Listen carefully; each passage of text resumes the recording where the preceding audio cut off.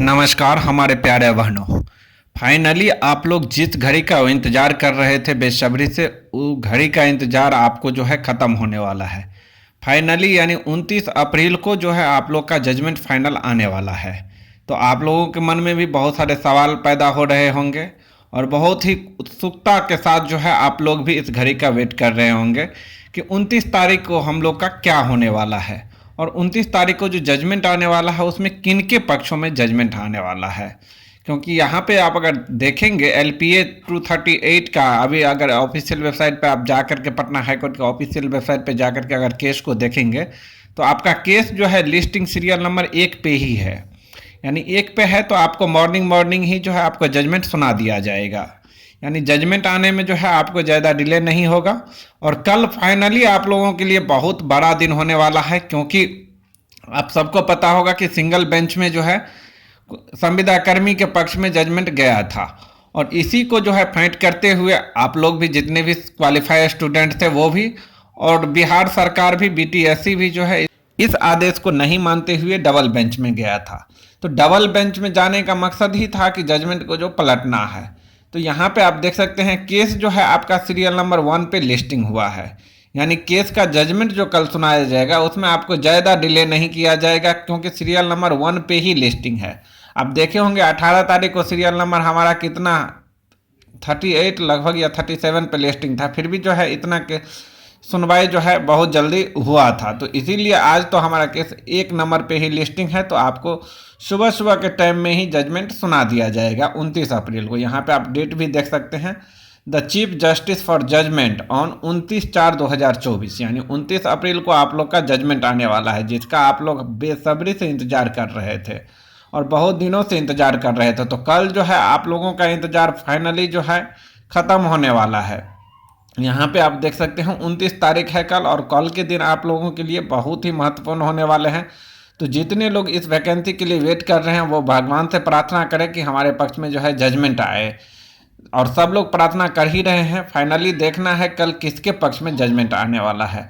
Judgement से पहले क्या क्या प्रोसेस होता है वो सारी जानकारियाँ जो हम देंगे। तो अगर आप इस चैनल पर नए हैं तो चैनल को सब्सक्राइब करके रखिएगा, और कल का सारा अपडेट जो है हम आपको वीडियो के माध्यम से बताते रहेंगे। और कल के लिए जो है सबके लिए इम्पोर्टेंट डेट है और सबके लिए बहुत ही महत्वपूर्ण दिन होने वाला है। जैसे कि आप सबको पता होगा कि 18 तारीख को जजमेंट रिजर्व रखा गया था, और इसी रिजर्व रखने के बाद जो है हम लोग उसी दिन से फाइनल जजमेंट के लिए वेट कर रहे थे। और नेक्स्ट हेयरिंग इसमें कितना दिन हुआ था, तो टोटल जो है हेयरिंग इसमें 5 दिन हुआ था, और 5 दिन इस केस को सुनवाई हुआ था। और फाइनली जो है 18 तारीख को सारे केसेस को जो है एक साथ मर्ज करके और फाइनली सुनवाई किया गया था। तो जजमेंट अब किस आधार पे तैयार होगा, आप सबके मन में होगा कि कल तो जजमेंट आएगा ही आएगा। ये तो फाइनल आप लोग देख ही लिए हैं, केस का लिस्टिंग के हिसाब से आप सबको पता होगा कि कल फाइनल जजमेंट आने वाला है। इसमें नो डाउट, किसी को भी कोई डाउट नहीं है। लेकिन अभी भी सब लोग को कंफ्यूज हो रहा है कि आखिर जजमेंट जो है इस बार किसके पक्ष में आएगा। तो देखिए, जजमेंट जो है आपको कोर्ट देंगे, ना कि हम और आपको बोलने से जो है जजमेंट पलटेगा या कुछ भी होगा। ये आप कुछ भी नहीं हो सकता। जजमेंट जो है कोर्ट डिसाइड करता है, और कोर्ट यहाँ पे आप देखे होंगे कि कितने सारे LPA किया गया था। यहाँ पे देख सकते हैं 238 LPA जो कि बिहार सरकार के तरफ से, यहाँ द स्टेट ऑफ बिहार के तरफ से किया गया था 238 LPA। उसके बाद फिर से आप देखे होंगे कि 241 LPA किया गया था, जो कि स्टेट ऑफ बिहार के तरफ से किया गया था उसका, फिर 242। तो देखिए, सब LPA जितने भी LPA किए गए थे उसमें कुछ ना कुछ तो एविडेंस लगा के ही किए होंगे। बिना एविडेंस के तो डायरेक्ट LPA तो कर नहीं सकते हैं। और जब सबको एक साथ मर्ज किए होंगे तो सब में अलग अलग एविडेंस लगे होंगे, कुछ ना कुछ तो जरूर एविडेंस में डिफरेंट रहे होंगे। तो इसीलिए जो है आधार जो है मजबूती के तौर पे रखा जा गया है। जितने भी क्वालिफाइड स्टूडेंट हैं उनके तरफ से जो है एविडेंस भी दिया गया था, और क्वालिफाइड स्टूडेंट जो है उनके तरफ से भी केसेस किया गया था। और 244 जो था वो भी आपको बिहार स्टेट के तरफ से ही किया गया था। 246 यहाँ पे केस जो था वो भी किया गया था। और फाइनली जो है सारे केसेस पे आपको 18 तारीख को सुनवाई हुआ था। आप सबको पता होगा जितने भी LPA थे सब को जो है एक साथ मर्ज किया गया था, और मर्ज करने के बाद सारे केसेस को एक साथ सुना गया था। तो तो जितने भी एविडेंस होगा सारे एविडेंस उसमें अटैच होगा, जो भी आपका केसेस है उसमें सारे एविडेंस अटैच होगा। और जज साहब जब जजमेंट उसमें लिखे होंगे तो सारे एविडेंस को देखते हुए ही जजमेंट तैयार हुआ होगा। किसी के कहने से या किसी के बोलने से तो कुछ जजमेंट तैयार हुआ नहीं होगा। जो एविडेंस कह रहा है, जो साक्ष्य कह रहा है, उसी के तौर पे जो है जजमेंट तैयार हुआ होगा। तो इसीलिए हम कहते हैं कि देखिए एलपीए बहुत सारा किया गया था, एविडेंस भी बहुत सारे लगाए गए थे, तो इसीलिए उम्मीद जताया जा रहा है कि पिछला बार जो जजमेंट आया था इसमें हो सकता है बदलाव होगा। लेकिन हम 100% नहीं कह सकते हैं कि बदलाव होगा, क्योंकि जितने भी संविदा कर्मी थे उनके तरफ से भी बहुत सारे एविडेंस दिया गया था, और उनके तरफ से जो एविडेंस लगाया गया था वो जो है अलग अलग स्टेट का अलग अलग जो ऑर्डर पास हुआ था, जो जजमेंट दिया गया था उसका कॉपी लगाया गया था। तो उन लोगों की तरफ से भी एविडेंस मजबूती से इस बार सेकेंड डबल बेंच में रखा गया था, आप लोगों की तरफ से भी रखा गया था। तो अब दोनों को जो है कंबाइंड करेंगे जज साहब, कंबाइंड करके जो है जजमेंट तैयार किए होंगे।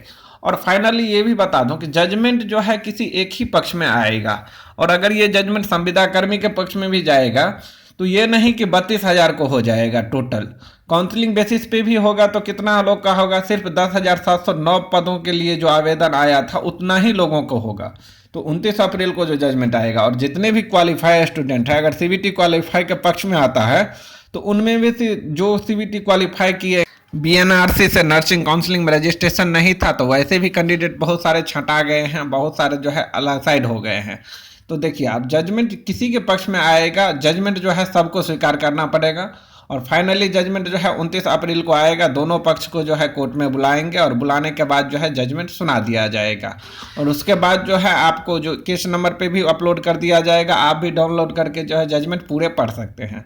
तो जजमेंट में जो है एक एक पॉइंट को लिखा जाता है, अगर आप सारा जजमेंट अगर पढ़ेंगे क्लियरली तो यहाँ पे आपको सारे डॉट, जो भी मन में डॉट चलता रहता है वो सारे क्लियर हो जाएंगे, क्योंकि इसमें जो है जो भी एविडेंस लगाया हुआ रहता है उसको एक एक करके जो है पढ़ने के बाद एक एक पॉइंट को जो है जजमेंट में दिया जाता है कि किस लिए जो है किन के पक्ष में ये जजमेंट देना सुनिश्चित किया है कोर्ट ने। तो सारे एविडेंस आपको कल क्लियर हो जाएगा, तो डाउट नहीं कीजिए।